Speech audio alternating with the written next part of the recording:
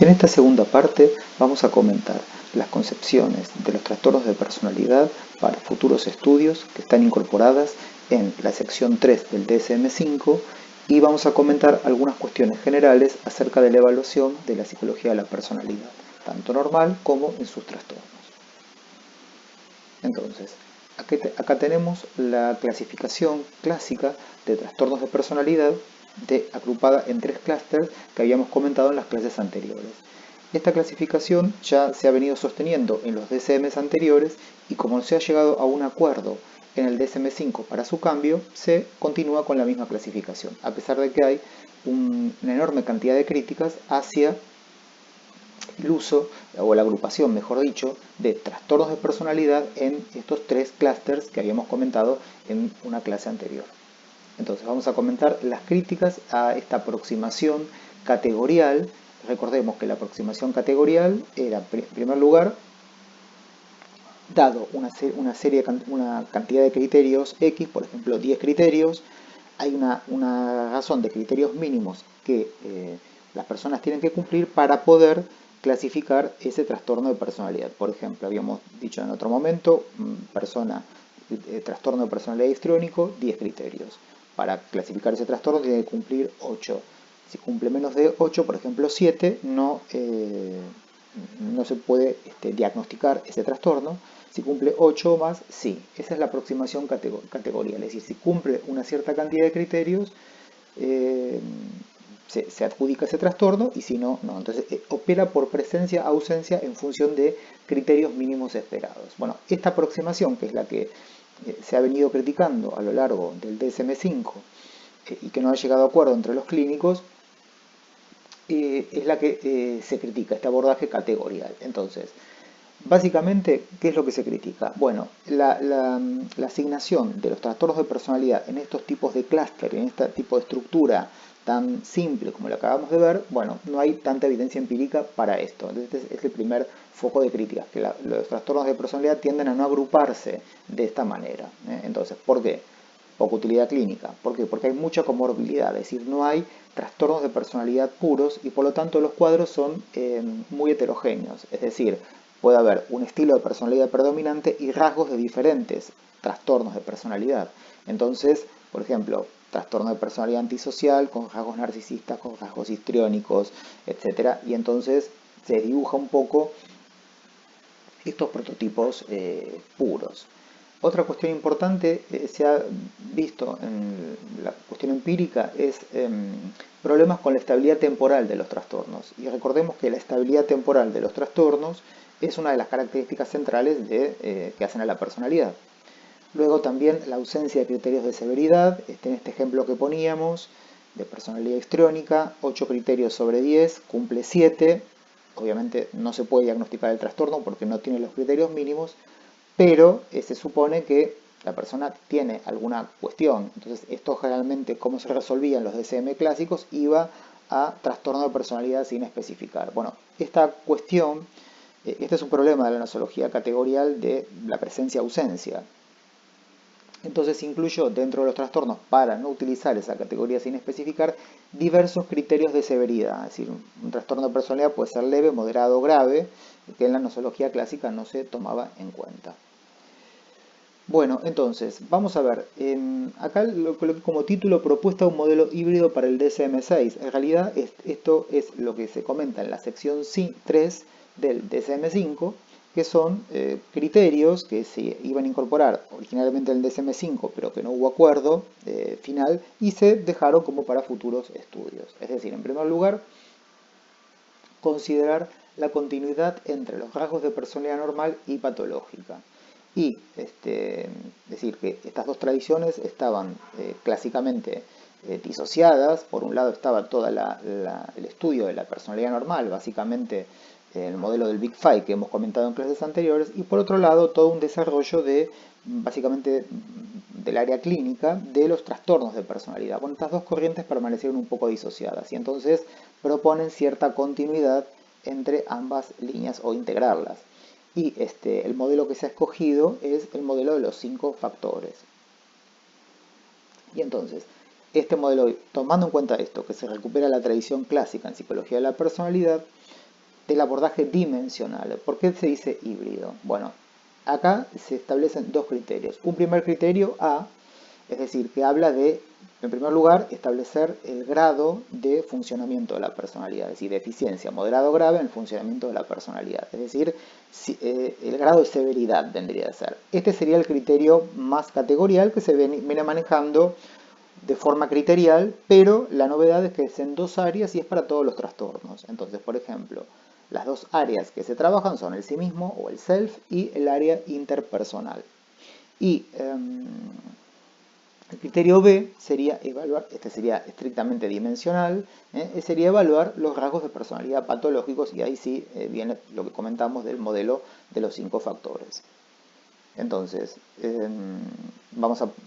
esta es la definición propuesta, tomando en cuenta los criterios A y B, disfunción moderado grande en el funcionamiento de la personalidad en relación al sí mismo y a los demás, es decir, dificultades en vincularse con los demás a nivel empático, etc., y dificultades en relación con la identidad o con el sí mismo. Ese es el criterio A.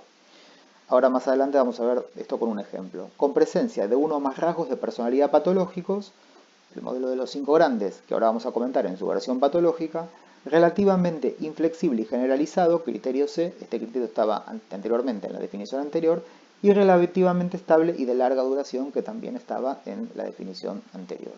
Bueno, acá tenemos en esta figura los 5 en la segunda línea, vemos donde dice polaridad opuesta. Esos son los 5 grandes factores de la personalidad: estabilidad emocional, extraversión, afabilidad, escrupulosidad. Y su polaridad opuesta o negativa, es decir, lo que cubrirían los rasgos de personalidad patológico. Así como está la estabilidad emocional, está la afectividad negativa, que es su polo opuesto, así como está la extraversión, la polaridad positiva, la opuesta negativa es la indiferencia, para la afabilidad el antagonismo, y así sucesivamente. Entonces, se propone para el criterio B evaluar dimensionalmente cómo puntúa la persona en cada uno de estos 5 rasgos y sus facetas. Ahí abajo de cada dimensión vemos las facetas. Por ejemplo, afectividad negativa tiene inestabilidad emocional, ansiedad, inseguridad de separación, sumisión. Extraversión es apartamiento, evitación de la indiferencia, perdón, es apartamiento, evitación de la intimidad, anedonia, tendencias depresivas, etc. Bueno, y para esto se propone un instrumento que es el PIT-5. Ahora vamos a comentar. Entonces, trastornos de personalidad, candidatos para la nueva revisión del DSM-5. Ahí tenemos 6 trastornos: antisocial, evitativo, limítrofe, narcisista, obsesivo-compulsivo y esquizotípico, y se excluyen algunos trastornos por superposición con otros diagnósticos o por falta de evidencia empírica suficiente, como el trastorno paranoide, el esquizoide, el histriónico, el dependiente. Entonces, así quedaría un ejemplo de una evaluación de la personalidad tomando en cuenta un criterio híbrido. Los primeros dos es el criterio A, sí mismo e interpersonal. Es decir, problemas en la identidad, por ejemplo, para el trastorno antisocial, tiene que haber egocentrismo, autoestima derivada de poder o placer, ver si está eso, autodirección, metas derivadas de gratificación personal, ausencia de estándares prosociales, empatía, falta de preocupación por necesidades o sentimientos de los demás, intimidad, incapacidad para establecer relaciones mutuamente íntimas, incluyendo el engaño, etc. Es decir, estos son aproximación categorial, es decir, si hay una presencia de estos criterios, por ejemplo, problemas con la identidad, con la autodirección, con la empatía, con la intimidad. Y el criterio B es tomar un determinado inventario para ver cómo puntúa la persona en cada uno de esos 5 rasgos. Y acá, para trastorno antisocial, tendría que puntuar alto en antagonismo y desinhibición, o en alguna de las facetas que están indicadas ahí: manipulatividad, mentiras, insensibilidad, hostilidad. Entonces, habíamos comentado, el instrumento propuesto es el PIT-5 o Personality Disorders Inventory para DSM-5, es un inventario de frases, autoadministrable, se puede hacer en lápiz y papel, es de uso libre, no tiene derechos, posee 2 versiones, una versión abreviada de 25 ítems y una versión larga, podríamos decir, de 220 ítems que cubren las facetas. La versión corta no cubre las facetas, solamente nos da la puntuación en cada una puntuación global de trastornos de personalidad y en cada una de las dimensiones. Y ambas están validadas para población argentina. Son los instrumentos que ha lanzado el DSM-5 para que los investigadores podamos hacer una revisión de sus propiedades y ver si su aplicación clínica es correcta. Entonces, esta versión abreviada que contamos, que evalúa nivel de severidad y 5 dominios patológicos, sería un instrumento de screening. No pretende hacer grandes diferencias dentro de los trastornos, sino que básicamente el uso que se hace es de screening. Y la versión larga, que evalúa facetas y dominios, sería un instrumento de diagnóstico. Vamos a comentar brevemente las cuestiones acerca de la evaluación de la personalidad y en especial la referencia a lo que serían, vamos a aclarar específicamente lo que serían instrumentos de diagnóstico y screening en la evaluación de la personalidad. En primer lugar, debemos decir que existen diferentes abordajes para evaluar la personalidad y su trastorno. ¿Sí? Ahí tenemos un abordaje que puede ser de técnicas proyectivas, de técnicas psicométricas o desde técnicas conductuales. Nos vamos a focalizar en el abordaje psicométrico. Es decir, la perspectiva psicométrica, básicamente, que toma en cuenta, bueno, la alta estructuración de la respuesta. Es decir, básicamente hay respuestas o ítems preestablecidos. Se basa en diferentes modelos teóricos, no hay un único modelo teórico sobre el que se basan estas técnicas. Se puede evaluar por diferentes dimensiones, es decir, proveen evaluación dimensional y no tanto global como otro tipo de técnicas, y básicamente se basan o descansan en las técnicas de autorreporte. Entonces, ahí tenemos los tipos de evaluación que podemos tener desde esta perspectiva. Por ejemplo, los más comunes son los inventarios. Es decir, acá básicamente consiste en un listado de afirmaciones que se responden por verdadero o falso. En la mayoría de los inventarios clásicos, el MPI, por ejemplo, tiene este formato. También hay otro formato que es cuestionarios, que básicamente son preguntas y generalmente la respuesta es cerrada, se puede responder por sí o no, un formato de respuesta Likert, etc. En general, entre inventarios y cuestionarios, en la literatura hay un uso superpuesto. En realidad, ahí hacemos una pequeña diferenciación entre esos dos. Y después están los checklists. Los checklists son listados de adjetivos o frases en la cual se autocompletan en función de si se aplican o no a mi persona. Estos pueden ser los checklists, pueden ser de autoevaluación o de heteroevaluación, es decir, por ejemplo, utilizados por los clínicos. Y acá tenemos lo que serían los instrumentos de screening y de diagnóstico. Habíamos hablado del PID-5 en su versión breve de 25 ítems, que era un instrumento de screening. ¿Por qué es instrumento de screening? ¿Por qué? Porque me permite detectar indicadores de riesgo psicopatológico, en este caso, es decir, si la persona tiene riesgo de tener un trastorno de personalidad. Lo que no me hace es confirmar. ¿Por qué? Porque los instrumentos de screening tienen alta sensibilidad, es decir, un instrumento de screening que me da positivo me daría elevados puntajes ante una sintomatología escasa, porque trata de detectar algún indicador.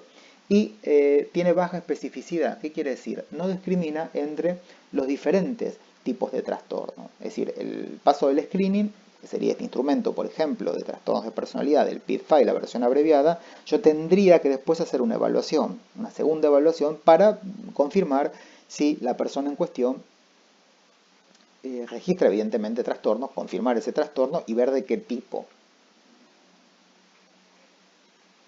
En cambio, los instrumentos de diagnóstico generalmente son instrumentos, en primer lugar, mucho más largos. Es decir, yo cuando ya tengo una idea de que la persona ya ha sido detectada positivamente en un screening, y acá lo que hago es estos instrumentos identifican y describen un cuadro clínico en su fase aguda en relación a su cronicidad. Y son inversos, las propiedades son inversas a lo que serían instrumentos de screening. Tienen alta especificidad.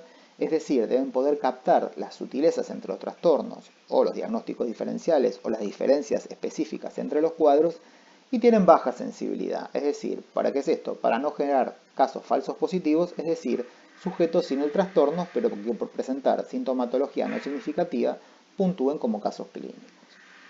Bueno, y la otra cuestión importante a considerar en la evaluación de la personalidad de esta perspectiva, más de las técnicas psicométricas, es la consideración de las escalas de validez. ¿Y qué son? Son escalas que se incluyen, que no son las escalas específicas de evaluación de la psicopatología, sino que evalúan el efecto de determinados estilos de respuesta del individuo sobre las puntuaciones obtenidas.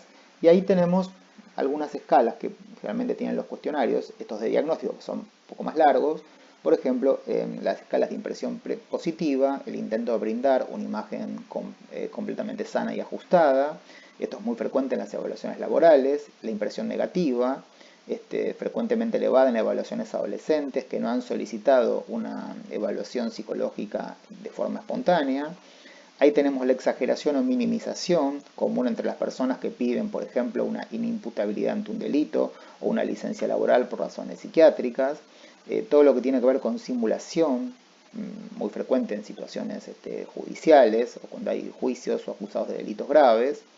Tendencia a la aquiescencia sería estar sistemáticamente de acuerdo o en desacuerdo, que sería la no aquiescencia con lo propuesto en las afirmaciones o en las preguntas. O simplemente defensividad, tendencia a no percibir sintomatología, conflictos o situaciones de riesgo, muchas veces por razones defensivas. En muchos casos, estas escalas permiten invalidar el protocolo, ¿no? Si las respuestas están excesivamente distorsionadas, o añadir su interpretación a la lectura general del perfil clínico, aportando alguna información adicional.